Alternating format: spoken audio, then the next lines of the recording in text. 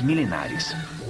Dentro da sociedade embera, a figura do xamã, que eles chamam de Jaibaná, é a autoridade espiritual máxima. Há três coisas que todos os xamãs do mundo têm em comum. Primeira, os xamãs são escolhidos pela comunidade.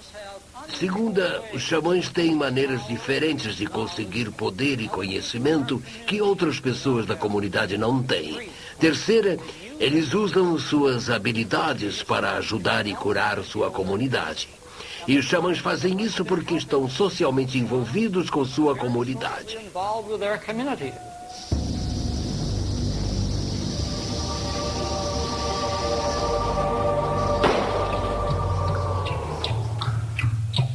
O suicídio de um jovem embera em dezembro de 2001 mudou tragicamente o curso da vida desta comunidade pacífica. Nunca tinha havido suicídios nesta região. Há muita intranquilidade na natureza. Os sábios dizem que o espírito mau, o Rai, se voltou contra a humanidade.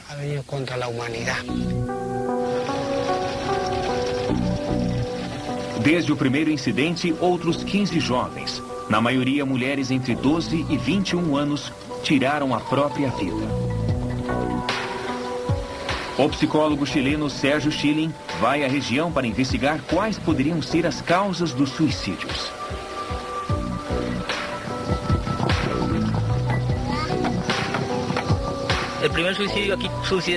Tudo começou quando um jovem se matou com um tiro. Foi o primeiro suicídio. Eles começam a gritar, enlouquecer, correr. E é sempre assim? E a partir daí acontecem os suicídios e mortes. Começaram a bater nas pessoas, em sonhos e ao vivo. Alucinações? Sim.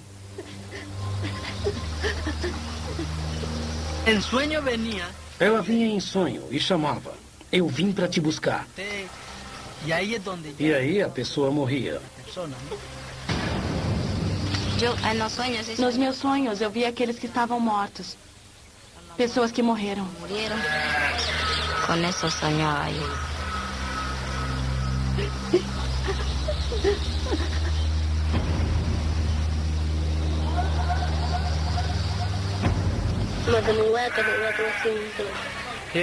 Ela disse que quando estava dormindo, sentiu que alguém sentou do lado dela.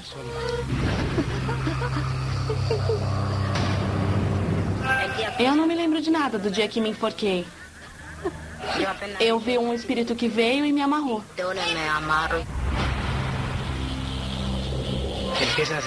Eles começam a ficar com muita raiva e é aí que se diz que eles enlouquecem.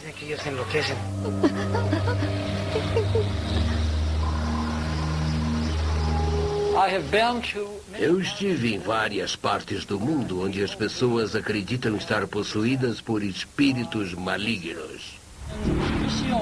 Stanley Krippner é psicólogo e um dos especialistas mais destacados na pesquisa do xamanismo e das culturas indígenas americanas. Acho que é como se a pessoa tivesse um curto-circuito no cérebro, algum problema neurológico que a torna vulnerável ao que é chamado de possessão.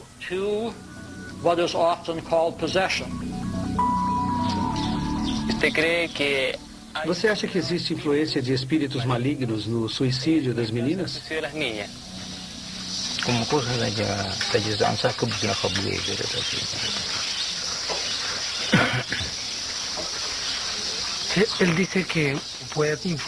Ele disse que pode ser influência de um espírito maligno. O Jaibaná dos Emberas está convencido de que um espírito maligno tomou seu povo e que as mulheres jovens, mais suscetíveis à depressão, correm alto risco de tirar a própria vida.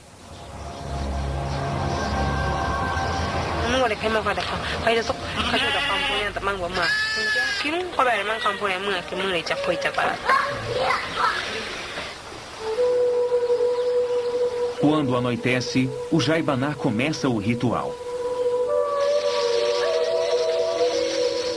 Para evitar que outras jovens atentem contra a vida, ele invoca os espíritos protetores de seu povo. Ao começar o ritual, o xamã deve agradar o espírito ou Rai. Se o Rai fica satisfeito, o Jaibaná pode pedir que ele trabalhe a seu favor, liberando o paciente e ganhando mais poder.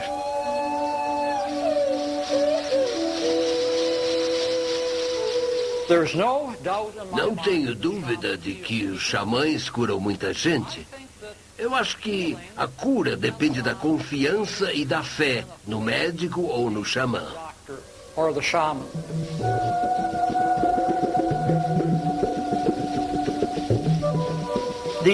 O médico ou o xamã inspiram confiança e esperança. Eles usam seu carisma e um procedimento que dá forças ao paciente. Então, a cura é praticamente autocura.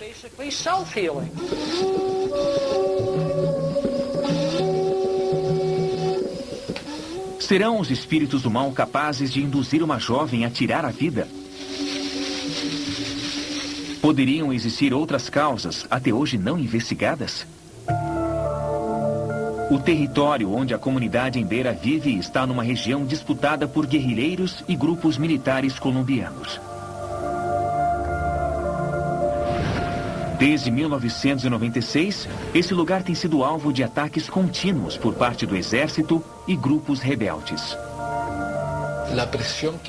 A pressão que existe sobre uma determinada comunidade, pressão emocional e ambiental, pode fazer com que as pessoas predispostas a sofrer fenômenos dissociativos tenham surtos com mais frequência. Os psiquiatras acham que os emberas sofrem de uma psicose ou histeria coletiva provocada por seu ambiente. Mas pode existir também uma explicação neurobiológica. A cisticercose é um tipo de teníase muito comum no mundo. Pelo menos 50 milhões de pessoas têm cisticercose. E são pessoas que vivem em comunidades pobres, que comem carne de porco mal cozida e de procedência duvidosa. É muito comum em países como Peru e Colômbia. É muito comum. O médico chileno Ricardo Espinosa tem estudado a cisticercose na América Latina. O ovo produz uma inflamação no cérebro. É assim. Os porcos estão contaminados. As pessoas os comem e se infectam. Alguns desses ovos entram na corrente sanguínea e se alojam no cérebro. Este huevito produz uma inflamação do cérebro. E a manifestação clínica desta inflamação do cérebro é uma convulsão. Há 3 anos, na região de Antioquia, a 300 quilômetros daqui, registrou-se casos de cisticercose.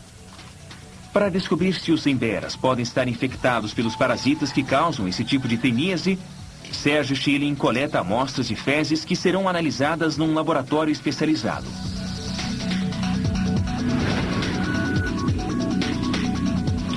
Podemos pensar que num povoado da selva colombiana, a quantidade de pessoas infectadas por tênia é altíssima. Onde o paciente está, parece ter uma sombra.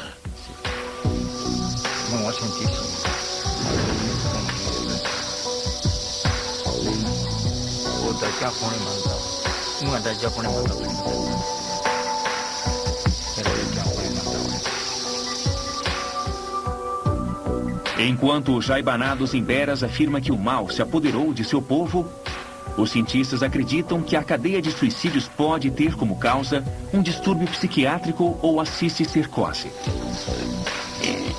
Durante séculos, a presença de espíritos malignos ou as possessões demoníacas têm sido associadas a doenças conhecidas. Na nossa cultura, a epilepsia sempre esteve associada a possessões, entre aspas, demoníacas. A seguir, vamos analisar outras doenças que, no passado, foram atribuídas a possessões do demônio. Acredita-se que há uma falha de controle inibitório, uma falta de freio em nível cerebral. Que relação poderia existir entre os suicídios dos emberas e a dança de São Vito? Na epidemia da dança de São Vito, quando chegava alguém manifestando os sintomas na comunidade, outros moradores do povoado começavam progressivamente a adquirir a mesma doença. Entre aspas, porque não é uma doença. Fator desconhecido. Durante séculos, a esquizofrenia, a histeria e os distúrbios obsessivos foram confundidos com possessão demoníaca. Com o tempo, a ciência descobriu outras patologias neurológicas e psiquiátricas que também apresentavam os mesmos sintomas associados à possessão.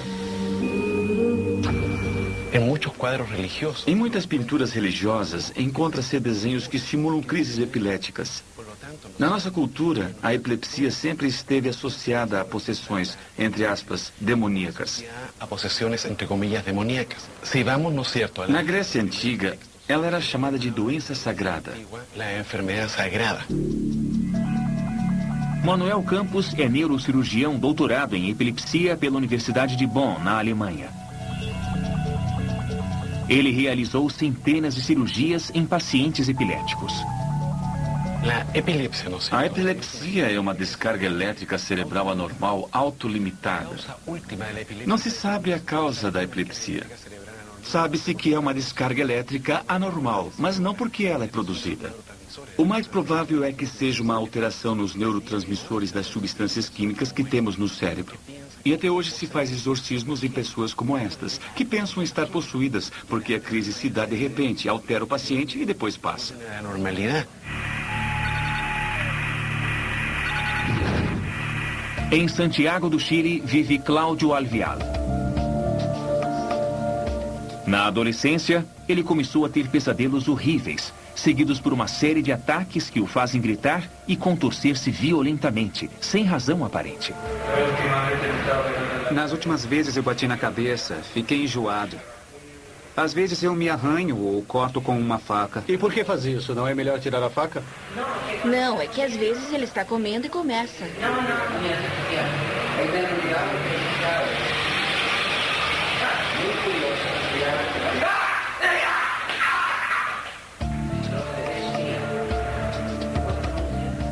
O que provocava os ataques de Cláudio?